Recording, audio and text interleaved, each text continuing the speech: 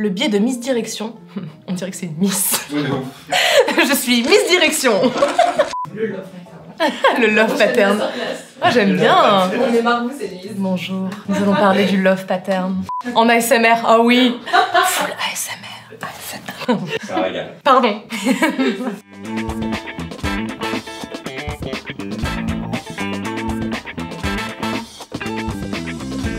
Bonjour à tous, je suis Pauline Beauté, lead designer à Wallaxy, et aujourd'hui je vais vous parler psychologie, biais cognitifs et manipulation dans le design. Quand je dis aux gens que je suis designer, ils ont souvent cette image en tête. L'image du designer qui fait des chartes graphiques, qui fait des logos, des couleurs, bref, du beau comme j'entends souvent. J'aimerais démystifier un petit peu avec vous cette image graphique du designer, parce qu'effectivement ça fait partie du métier, qu'on appelle souvent UI designer pour User Interface, mais il y a aussi toute cette autre partie un peu moins connue, qui est l'UX pour User Experience. L'UX, c'est l'idée de concevoir en se concentrant sur la personne pour laquelle on conçoit. Parce que concevoir c'est bien, mais concevoir pour juste concevoir, c'est dommage. Parce qu'on va pas concevoir de la même manière si on s'adresse à Hugo, 21 ans, qui a l'habitude d'utiliser des applications digitales, ou à François, 60 ans, qui fait encore ses déclarations d'impôts à la main. C'est évident, mais on a tendance à l'oublier. Alors ça passe par plein de méthodes. Ça peut être des sondages, des interviews, aller discuter avec vos utilisateurs. Bref, les méthodes sont vastes. Mais le plus important dans l'UX design, c'est observer. Parce que s'il y a bien un truc où les humains sont pas très doués, c'est savoir comment ils se comportent et de quoi ils ont besoin. D'où l'importance des designers de les observer pour essayer de comprendre leur comportement. Fut un temps, notre cerveau était câblé pour prendre les décisions face à des dangers qui allaient maximiser nos chances de survie. Et ça, c'est les biais cognitifs. Alors qu'est-ce qu'un biais cognitif? C'est un schéma de pensée faussement trompeur qui va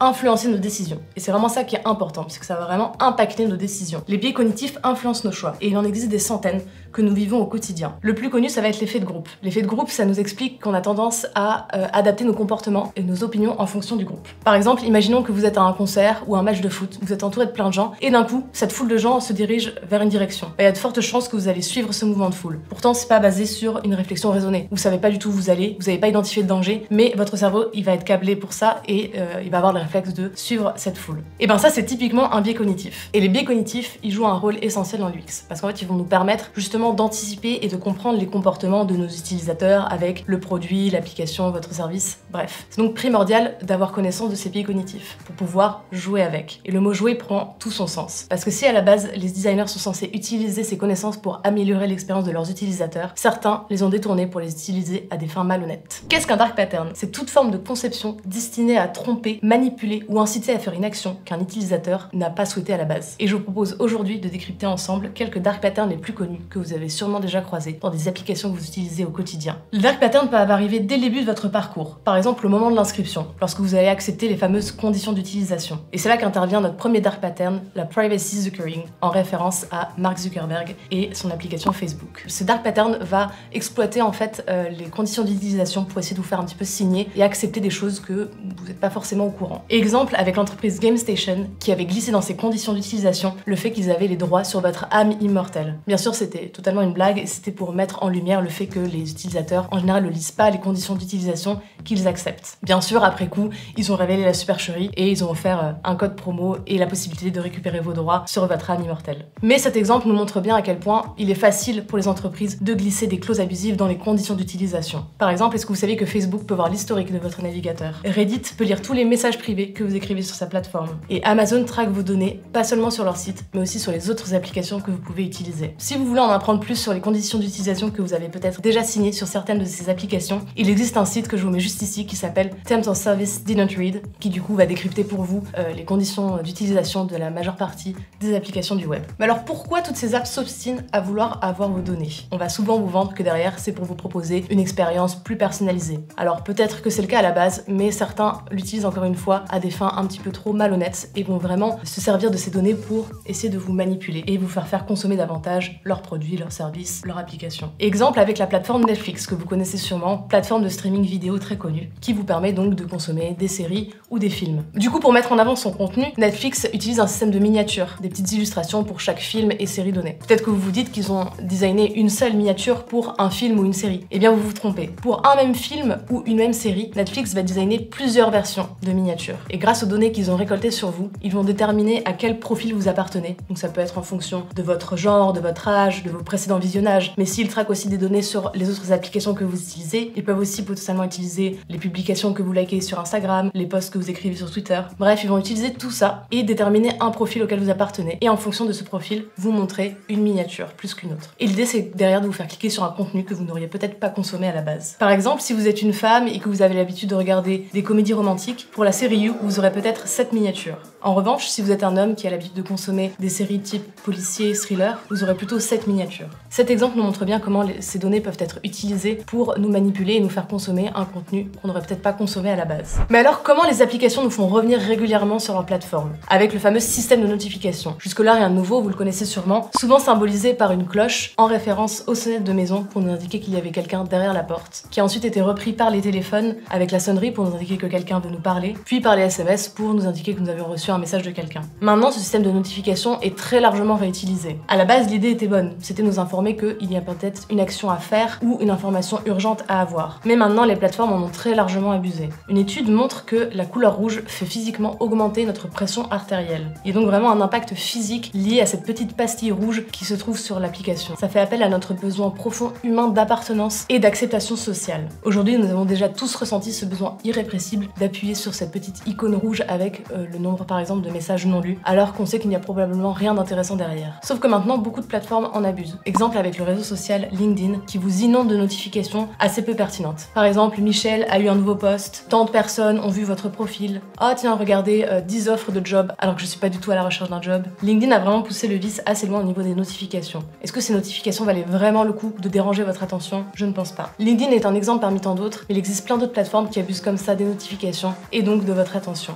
Encore un exemple d'une utilisation abusive qui joue sur nos biais cognitifs et nos émotions. Passons maintenant au tarif, qui est le moment clé où vous allez découvrir le prix, le coût du produit ou du service auquel vous vous intéressez. Et là, on assiste à tout un florilège de dark patterns. Tout d'abord, nous avons l'effet de l'heure, qui consiste à rajouter une option juste avant votre option la plus chère pour donner l'impression que vous allez faire une affaire en prenant l'option la plus chère. Exemple, si vous allez au cinéma avec le popcorn. Imaginons que vous avez un popcorn petit à 3 € et un grand popcorn à 7 €. Si vous rajoutez une option au milieu avec un popcorn moyen à 6,50 €, il y a de fortes chances que les gens se disent « Ah bah, pour 50 centimes de plus, j'ai le plus grand popcorn, donc je vais prendre celui à 7 €, je fais une affaire. » Et c'est exactement ce qu'ils voulaient vous faire faire. Ce mécanisme est beaucoup utilisé notamment justement dans les enseignes de fast-food ou par exemple dans Starbucks, avec les cafés ou avec les tailles de frites chez McDo. Et ça par exemple, Netflix l'utilise dans son pricing. Vous allez avoir l'offre la plus basse qui est à 5,99 €, l'offre la plus haute qui est à 19,99 € et ils ont rajouté une option au milieu qui est à 13,49 €, qui est donc légèrement moins chère que l'option la plus chère pour justement vous inciter à aller prendre l'option la plus chère. Ensuite, assez proche de l'effet de l'heure, nous avons l'effet de compromis. Dans l'effet de compromis, vous allez prendre l'offre vers laquelle vous voulez orienter votre utilisateur. Vous allez rajouter deux options aux extrêmes. Par exemple, si on reprend l'exemple des popcorns, si vous avez un popcorn à 5 €, vous allez rajouter un popcorn à 2 € et un popcorn à 9 €.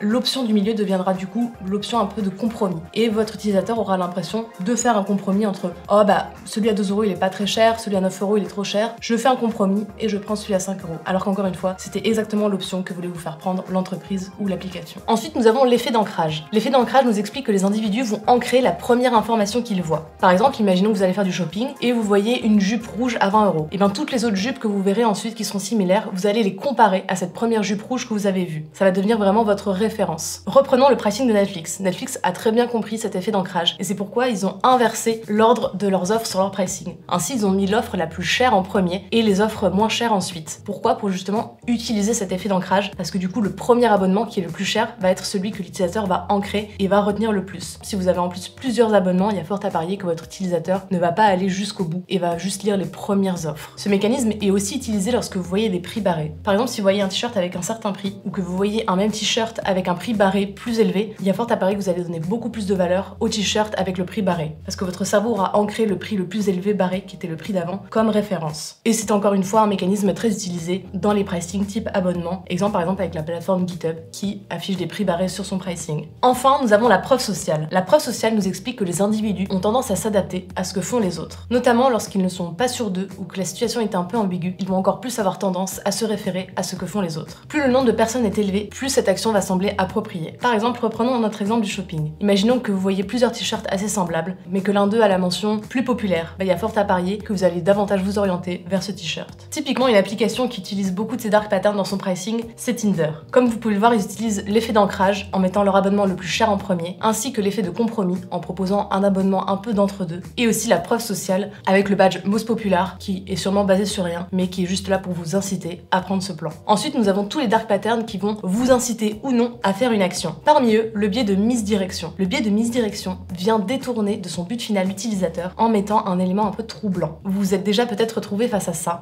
Sur cette page, on vous demande si vous êtes sûr de vouloir annuler l'abonnement de votre compte. Les boutons que vous avez à votre disposition, c'est continuer ou annuler. Ce qui fait qu'en fait, si vous voulez annuler votre abonnement, vous savez pas sur quel bouton cliquer. Du coup, l'idée de ce dark pattern, c'est de venir vraiment vous troubler face à l'action que vous voulez faire pour que vous ne sachiez plus vraiment comment faire l'action que vous voulez faire. Ce qui a assez peu d'intérêt parce que si vous voulez arrêter votre abonnement, vous y arriverez de toute façon. Ensuite, nous avons le biais du choix par défaut. Les utilisateurs vont avoir tendance à garder les options qui sont sélectionnées par défaut. En fait, ça va représenter un coût pour votre utilisateur d'aller changer les paramètres qui lui sont déjà présélectionnés. Donc, il va garder les paramètres par défaut qui sont déjà sélectionnés. Exemple avec Amazon sur les produits de consommation régulière où il va par défaut précocher l'option recevoir ce produit tous les mois ou tous les 2 mois en misant du coup sur le fait que soit vous n'allez peut-être pas le voir ou vous n'allez pas le modifier parce que justement trop coûteux. Et ça, c'est un dark pattern qui est très vicieux et qui va juste encore une fois créer de la frustration chez vos utilisateurs. Enfin, notre dernier dark pattern, le confirm shaming, qui est l'art de manier les mots pour faire culpabiliser votre utilisateur face à une action qu'il veut faire ou qu'il ne veut pas faire. Avec ce dark pattern, on va jouer sur les mots pour justement essayer de jouer sur vos émotions et vous faire culpabiliser. Donc ça peut être dans le texte, ça peut être sur les boutons d'action. Et l'idée, c'est